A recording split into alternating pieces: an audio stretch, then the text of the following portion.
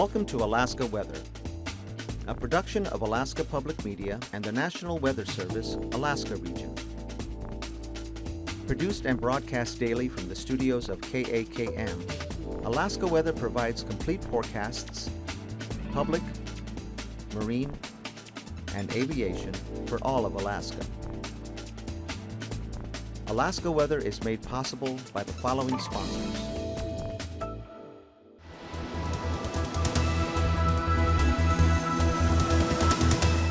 The National Weather Service. Hello again, everyone, and thanks for joining us here for Friday's edition of Alaska Weather. I'm Dave Percy, and I'll be hosting tonight's show. Starting off here with the fire danger around the state, kind of some improvement here up over the Tanana Valley with some wet and rains moving into the area today, and of course rainfall yesterday over the toward the Northway and Tok area helped that situation out, but still a pretty good sized area of extreme fire danger there from the Upper Yukon Valley, southeastern Brooks Range areas across the Koyukuk Valley, and then areas of extreme fire danger over the western Tanana Valley down into the northern Kuskokwim Valley and back out here over the Yukon Delta with high fire dangers down to the southwest coast there. And some rainfall has improved the situation over the Seward Peninsula and also up over the northwest interior. Just area there over the central Seward Peninsula of high fire danger, not quite as extensive as it was earlier in the week there. And the Copper River Basin still has areas of extreme fire danger there with winds this afternoon gusting up to 30 miles an hour along the Copper River. And but humidity is not all that low, but high fire dangers here, very high to very high fire danger still through the interior on down through the Madanuska-Susitna Valley areas and then across the Kenai Peninsula. But again, these areas are improving with the little bit of rainfall and cooler temperatures across the area. And for tonight, there's warnings for extreme fire danger for the southeastern Brooks Range and the Tanana Flats and surrounding upland areas here, the Fort Yukon area, back into the northern Koyukuk Valley. That's for southwest winds gusting to 25 miles an hour with relative humidities down to around 30% this evening. Those winds will begin to decrease and become lighter after midnight. So these warnings are out until midnight tonight. There's a dense smoke advisories out here for the upper Tanana Valley, northern Kuskokwim Valley areas, or not the upper Tanana Valley, the Tanana area there, and the northern Kuskokwim Valley until midnight tonight for areas of dense smoke, reducing visibilities at times to less than a mile. And for the middle Tanana Valley, that dense smoke advisory is out until noon tomorrow, again for the same conditions. Smoke reducing visibilities to a mile or less at times, and other times it'll be a little bit better than that. Like this afternoon, Fort Yukon, or not Fort Tanana, much of the day today had visibilities down to a quarter mile or less, and this afternoon carrying a quarter mile with rain and fog. And some of that getting up into the Koyukuk Valley as well. Bettles down to a mile or less at times there in smoke with the area over here. That's a flash flood watch, which is out tonight, late tonight through Saturday afternoon. That's for the upper Tanana Valley and the 40 Mile Country, and that's for possibly up to 2 inches of rain that could fall across that area, again starting late tonight and into tomorrow afternoon, which could cause possible flash flooding in that area. Moving on to the satellite imagery, you can see a lot of clouds here over the southern and central interior, spreading northward, but a pretty nice day up there over the eastern Arctic coast. Sunshine across the eastern North Slope as well, down into the Brooks Range or Arctic Village. Pretty nice day today, but a lot of clouds and smoke here over the interior with areas of rain, and kind of improving, starting to clear out a little bit there over the southern southeast coast with after a fair amount of rain having had fallen there, with Sitka picking up about 3/4 of an inch of rain in the last 24 hours, while Yakutat here up along the North Gulf Coast saw the heaviest rain, Yakutat getting nearly an inch of rain and Cordova getting 1.25 inches of rain in the last 24 hours. Juneau still raining throughout the afternoon today, picking up about 1/2 inch of rain in that same time period. And moving on to the loop again, you can see one band of moisture moving in. That brought the light rain in across the Cook Inlet and south central Alaska areas today. And that also brought about a third of an inch of rain into Valdez throughout the day. Another batch of moisture moving up to the North Gulf Coast tonight, so that's going to keep it wet there, Prince William Sound and the North Gulf Coast areas. Some of that getting back into Kodiak Island, and then a narrow area of showers back here brought about a third of an inch of rain to Dillingham, extending down to the Alaska Peninsula and then up into the Kuskokwim Valley. And then this next system out to the west here, coming out of the Russian Far East, dropping southeastward. That spread rain across St. Lawrence Island to the western Seward Peninsula. Rainfall now making landfall there along the Yukon Delta coastline down toward Nunivak Island. That low center will drop down to Nunivak Island later tonight and eventually find its way all the way to the Alaska Peninsula. And a lot of mid and high level clouds here over the Pribilof Islands. They did see the sun at times there with the lower stuff clearing out at St. Paul. On Alaska, not a bad day today, just some variable clouds there. Northwest winds 15 to 25 miles per hour there across the eastern Aleutians and Alaska Peninsula. Not quite as strong as what was seen yesterday. That all due to the big area high pressure here over the western west central Aleutians centered near Amchitka. But there were some showers again along the Alaska Peninsula here, but dry for the eastern Aleutians. And then the system coming eastward there near St. Lawrence Island area, bringing rain there to St. Lawrence Island and the Bering Strait coastal areas there, the western Seward Peninsula. Showers here up over the northwest interior. Kelly picking up about 0.13 of an inch in the last 24 hours there. That extended up to the central Arctic coast, but Bear only picking about 0.03 of an inch. So it was much lighter than back down into the western Brooks Range area, and the sunshine back to the east, and then all the smoke, showers, clouds, and rain, even some reports of fog here through the interior today. Thunderstorms, eastern Tanana Valley areas, upper Tanana Valley, back in toward the middle Tanana Valley. Just showers back here along the Alaska Range, and this trough bringing some showers here over the southeast coast, starting to scatter out now down over the southern areas, but pretty good rainfall, as I mentioned, here along the North Gulf Coast in toward Prince William Sound. A lot of clouds and some areas of rain and showers over the south central areas, showers Kodiak Island and of course the Alaska Peninsula areas. And the forecast for tonight, still some showers here over the Bristol Bay area as well as the Alaska Peninsula, but not quite as numerous and beginning to taper off a little bit there. It's northwesterly flow. Some of this moisture will probably drop some rain into the Pribilof Islands, rain, drizzle, or fog. That low center dropping down toward Nunivak Island. So again, it looks pretty wet here along the Yukon Delta coast and a short distance inland there, cutting off here at about Kuskokwim Bay, and still fair skies with a lot of smoke here in the Koyukuk, mid-Tanana Valley areas back into the Kuskokwim Valley again with those dense smoke advisories out until midnight tonight, and that extends up into the upper Yukon Valley. The smoke does, but not the advisory. And then areas of showers on the moderate to heavy side here over the east central interior area with some scattered thunderstorms, but nothing too widespread tonight. Possible some isolated thunderstorm activity possible for the western Alaska Range. And then here's that trough with that next batch of moisture bringing more rain into the North Gulf Coast again from about Yakutat all the way east to about Elfin Cove. Rain becoming more showery and tapering off over the northern southeast coast, so some partial clearing down the coastline there with basically dry conditions. Nothing but high pressure out to the west in the Bering Sea here, 1,027 millibar center, keeping it dry. Winds relatively light out there with and variable with widespread cloudiness across just about all of the Bering Sea and the Aleutians. And this trough keeping a chance of showers in the forecast there for the western North Slope and the central Arctic coast, but amounts will be pretty light.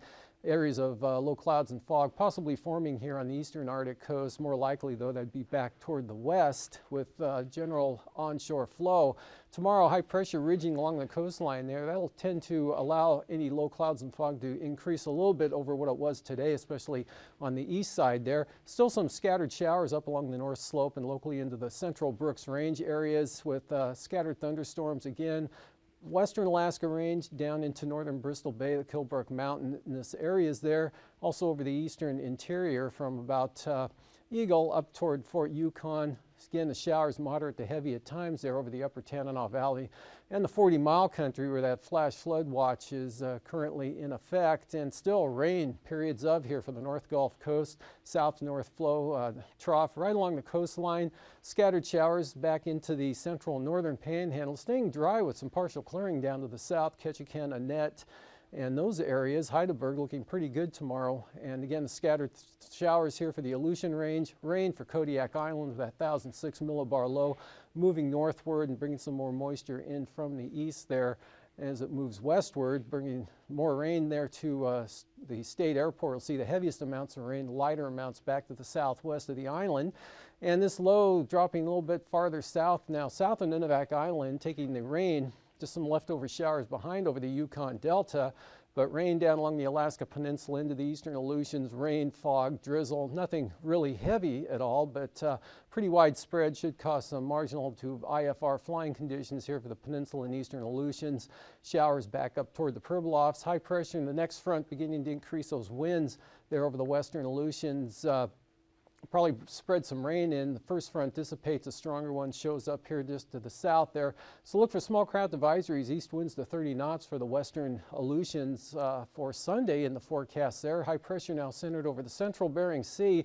Another system coming over the top there spreads a chance of rain into the western Arctic coast Sunday afternoon with small craft advisory south and southwesterly winds there over the Chukchi Sea up along the western Arctic coast there south of Point Ley, but pretty fair conditions along the central and eastern Arctic coast. Could be a mostly sunny day over the northern Koyukuk Valley, central north slope areas in the central Brooks Range, but eastern Brooks Range, a chance of showers. And again, scattered showers and thunderstorms, eastern interior areas back along the Alaska Range, possibly some isolated thunderstorms along the Kuskokwim Mountains back down into the Kilburg Mountain areas and also northeast Bristol Bay.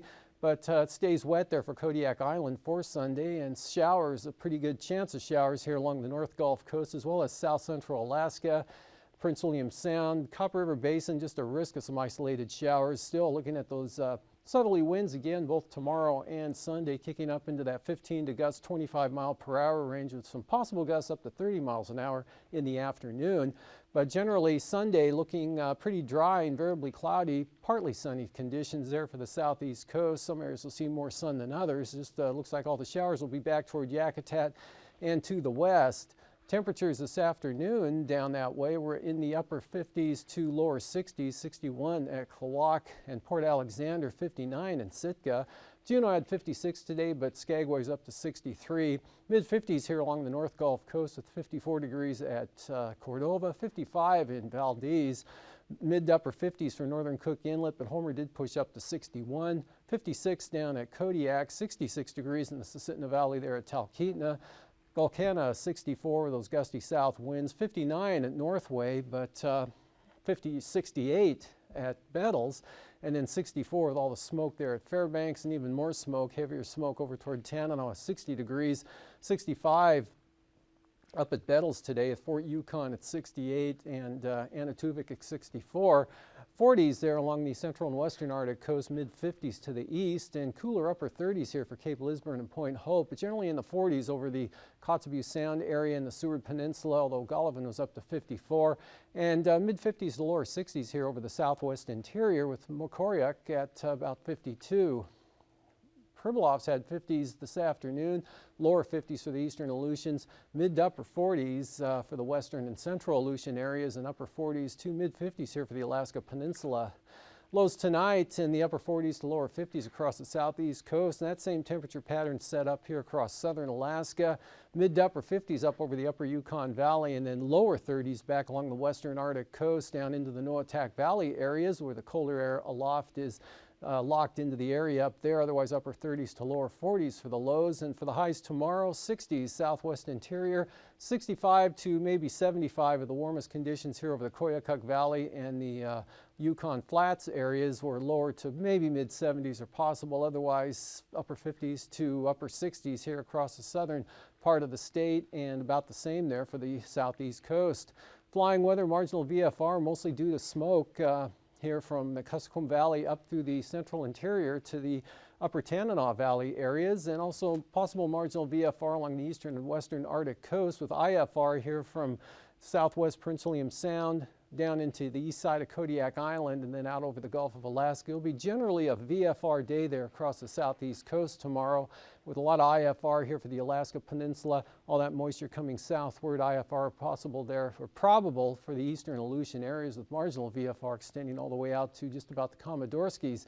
Passes, Anatuvik VFR, Adigan VFR as well. Lake Clark and Merrill, marginal VFR, especially with the lowest conditions for Lake Clark, Merrill, and rainy will be on the eastern entrances, a little bit better to the west. And for windy, VFR flying, hopefully, with a chance of a thunderstorm. Isabel, VFR, risk of a thunderstorm from Antasta.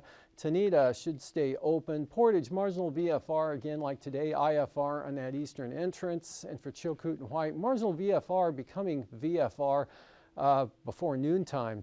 And for the freezing levels, about 6,000 feet here along the North Gulf Coast, a little bit warmer air aloft there by about 4,000 feet up over the northeast interior, then much colder air aloft there with those temperatures tonight dropping into the lower 30s here along the western Arctic coast, 6,000 feet down into the Yukon Delta, otherwise back warming up off to the south and southwest where it's 8 to 10,000 feet.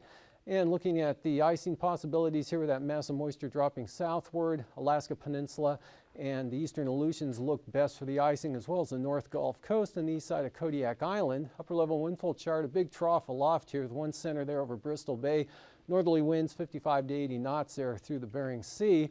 And a couple of lows now, one off Kodiak, another at the southwest coast. Westerly winds through the interior, 15 to 20 knots, 15 knots on the Arctic coast. Northwesterlies, 35 knots coming around the backside of that, both at 9 and 3,000 feet. From the northern Bering Sea down across the Pribilofs and the eastern Aleutians, pretty brisk northwesterly winds there behind that. And turbulence-wise, occasional moderate chop here. Cape Sarachev, the eastern Aleutians right up across the Pribilofs, and then some increasing turbulence out to the west, and light to isolated moderate chop from the North Gulf Coast and across the Barren Islands and Kamishak Bay. And after hangar flying, I'll be back with the marine forecasts.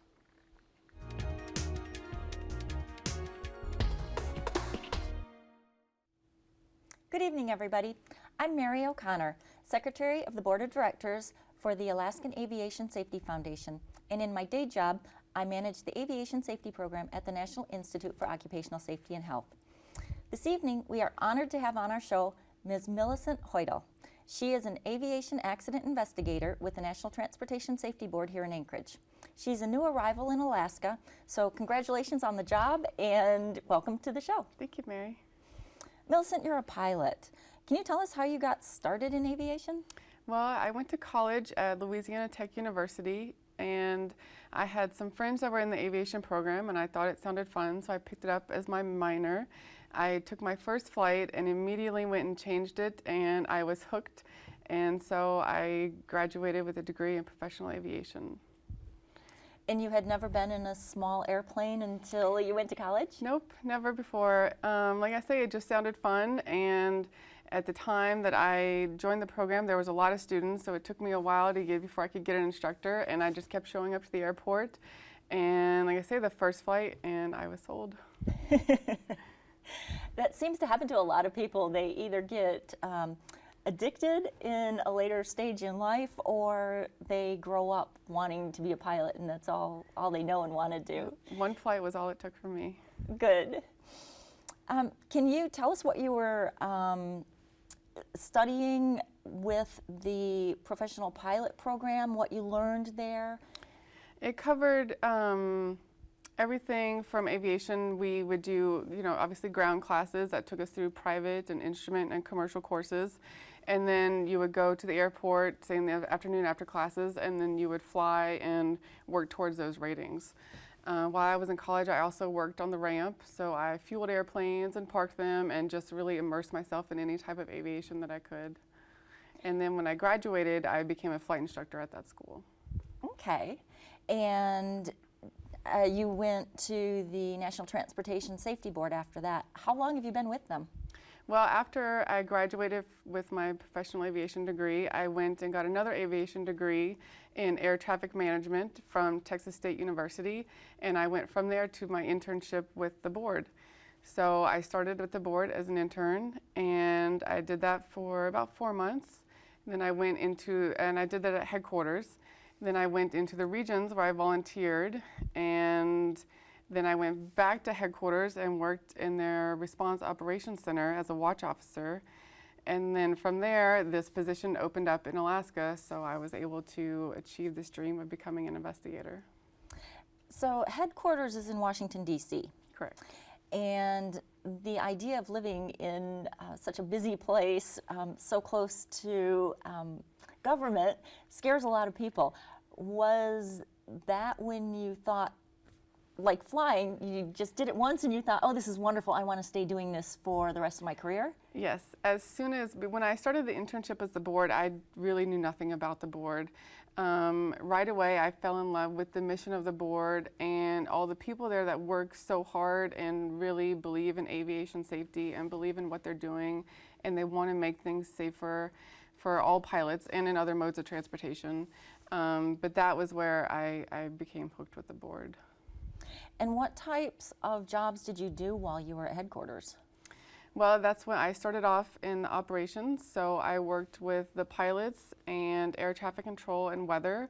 So I was able to work with them on all their investigations, which from headquarters we worked at different things across the country. So it was great exposure for me to see at a broad scope of what the board does. So you were involved with investigations before you actually had to go out and investigate an accident? Yes. Yes, while I was there, I did one regional investigation, and then I thought, wow, this is amazing to be on scene and to experience something completely new to that. And so I set my sights on being an investigator, and it took a while, but I got there, and I'm happy to be here. And congratulations for that. A lot of people in aviation appreciate the investigations and the reports that the NTSB issues after incidents and accidents, and I know a lot of pilots look forward to reading the reports after they're closed out. Some people think that you have the dream job. Did you always know that you wanted to do this? I didn't, and the whole thing was really a mystery to me until I started doing it myself, and I thought, wow, I love this, because one, it pulled together different sides of aviation where you look at, you know, not just what the pilot was doing, but what the weather was doing, if there was air traffic involved. So it was all these pieces that then come together to put it all together, and that fascinated me, and it was a challenge that I love. Well, very good. It sounds very interesting, and we look forward to having you back on our show where we can maybe talk about what other people might do to learn to follow in your footsteps. Excellent. Thank you, Melissa. Thank you. Ladies and gentlemen, if you are interested in supporting the Alaskan Aviation Safety Foundation and Alaska Public Media, you can become a member. Please check our website and feel free to contact us or just fill out an application and send it in. Thank you so much for tuning in to Hangar Flying, and remember to always file a flight plan, and if you can, file a pilot report as well. Fly safely.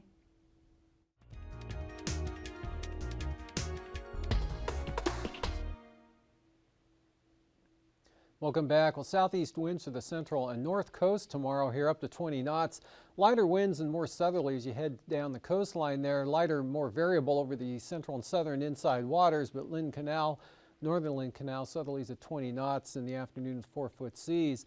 And then for Sunday, kind of high pressure centered here along the east coast, or along the coast there, with north to northwest winds at 10 knots to the south, and then kind of a south-southeast light wind condition here for the north coast, and southerlies at about 15 knots now for Lynn Canal and Glacier Bay areas, with the inside channels kind of light and variable at about 10 knots with seas 2 feet or less.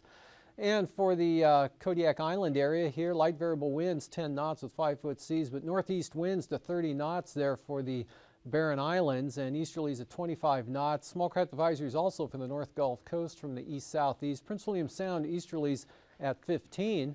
And then for Sunday, east winds 15 knots here for the Barren Islands down along the east side of Kodiak Island. Northeasterlies up to 20 knots there for Shelikof Strait. And east to southeast winds 15 to 20 knots now for the North Gulf Coast. Southeast 20 in the forecast there for Prince William Sound, with seas at about 4 feet. Northeast winds here 15 to 20 knots, strongest south of the Forelands for Cook Inlet. And for the Bristol Bay zone tomorrow, south winds at about 15 knots, northwest 20 on the Bering Sea side of the Alaska Peninsula here. The Pacific side, westerlies at about 20 knots, and lighter winds southwest of Kodiak Island. Those become light and variable there on Sunday. Northerly winds here across the peninsula at about 15 knots, seas running 5 to 7 feet. Light northeast winds 10 to 15 knots for Bristol Bay with 3-foot seas. And for the eastern Aleutians, tomorrow, small craft advisories, northwesterlies at 25 knots out in that area. Lighter winds over the west central Aleutians, kind of a light westerly breeze there in toward Adak, but a little bit stronger here toward Atka. Southerlies increasing to 25 knots. Then those turn easterly and increase to 30 knots here for the western half of the Aleutians, with seas building out that way 9 to 10 feet. And for the Fox Islands, north to northeast, anywhere from 15 to 25 knots, or 20 to 25 knots with seas 6 to 9 feet. And for the southwest coast, south of Nunivak Island, winds will be pretty light. Easterlies at 20 knots north of the island, northeast 20 there for St. Lawrence Island. Small craft advisories for the northern Bering Sea down across the Pribilof Islands, looking for northwesterlies at 30 knots tomorrow, seas building to 10 feet. And then for Sunday, southwest winds here, the northern Bering Sea at 20 knots across St. Lawrence Island. Northerly winds at 20 knots for the Pribilofs with 7-foot seas. For the eastern Arctic coast, northwest winds tomorrow 10 to 15 knots. Westerlies at about 10 knots here for the central and western coast. Otherwise, northerlies 10 to 15 knots there from Cape Lisburne down to the Bering Strait. And then those increase again, that next system coming out of the Russian Far East. Small craft advisories for southerlies here for the western Arctic coastal areas. Central coast, light east winds and kind of a light wind condition all the way to demarcation point. For tonight again, showers moderately on, or some will be moderate to heavy, with flash flood watch out for the upper Tanana Valley and 40 Mile country. That starts late tonight and continues into tomorrow afternoon for possibly up to 2 inches of rain. Otherwise, dense smoke advisories out for the interior and more rain coming north to the North Gulf Coast. Rain spreading southward here with this low center. That'll continue on down to the Alaska Peninsula and eastern Aleutians tomorrow, and less showers scattered along the Yukon Delta coast. Still, again, that flash flood watch out for the eastern Tanana Valley. Scattered showers, moderate to heavy at times with isolated thunderstorms. Chance of thunderstorms for the western Alaska range. And then the outlook for Sunday, again, showers and scattered thunderstorms along the Alaska range. These forecasts are to be used for planning purposes only. Call 1-800-WX-BRIEF for a formal pre-flight briefing. Always file a flight plan before you go flying. The U.S. Coast Guard Auxiliary urges you to leave a float plan with a friend or the harbor master before you go boating. Alaska Weather is made possible by the following sponsors.